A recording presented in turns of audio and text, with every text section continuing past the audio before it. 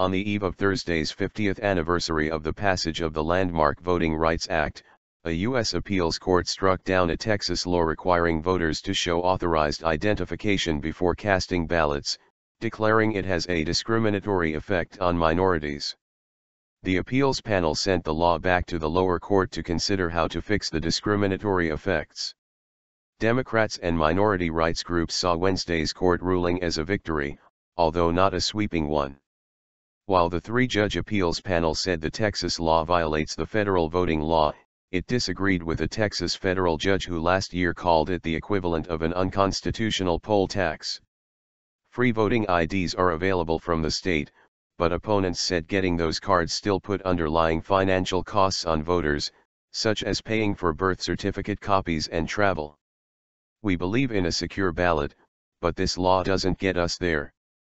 Now we have an opportunity to improve on the legislation and make sure the interests of the minority community are not ignored in this process, said Jose Garza, attorney for the Mexican American Legislative Caucus, one of the groups that sued over the voter ID law.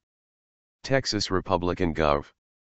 Greg Abbott called it imperative that Texas has a voter ID law, and said the state will continue fighting for the measure.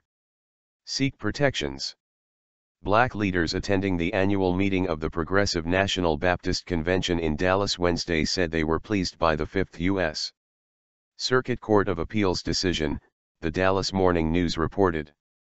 The attendees, including civil rights pioneer Andrew Young and Martin Luther King III, urged Congress to pass a Voting Rights Advancement Act to ensure federal protections on voter rights, according to the newspaper.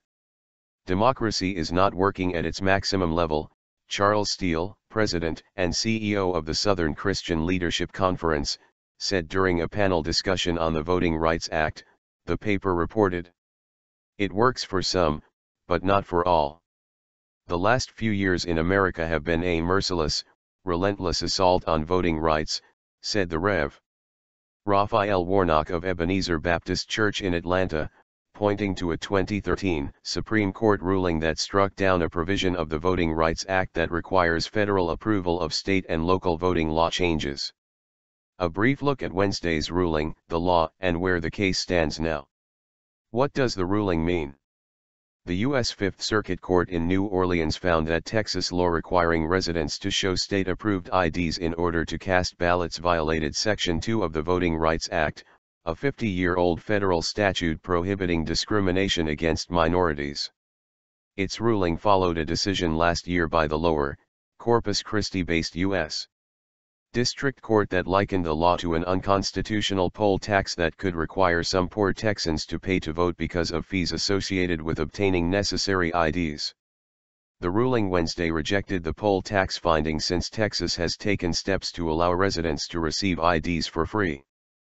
But it upheld the lower court's assertion that the effect of the law was nonetheless discriminatory. What happens next? The case returns to the U.S. District Court, which will have to decide whether the Texas legislature intended to discriminate against minority voters when it drafted and passed the law. Among the questions: what is the voter ID law?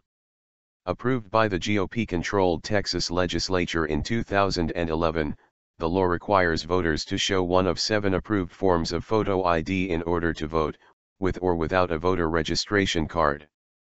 Permissible IDs include a Texas driver's license, U.S. passport, state-issued ID card, Texas concealed handgun license or a U.S. military ID. Where does the law stand now? The 2014 District Court ruling struck down Texas voter ID law, but it came just days before the November election. To avoid confusion, the U.S. Supreme Court declared that elections should go forward under the law, and it remains in force today. How did the court case against the law begin? Advocates and legal experts sued in federal court, arguing that Texas was deliberately discriminating against poor, largely minority voters by placing an undue burden with the ID requirement. The Obama administration subsequently joined the case, further arguing that the law was discriminatory. It was initially blocked after a ruling that it could violate the Voting Rights Act. But Texas was allowed to implement the ID requirements after the U.S.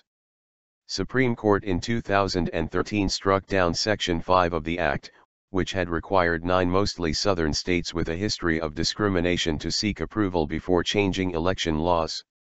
Still, Wednesday's ruling found that, Section 5 aside, the law nonetheless met the higher legal threshold of violating the Voting Rights Act's Section 2, which requires proving that it discriminated against minority voters.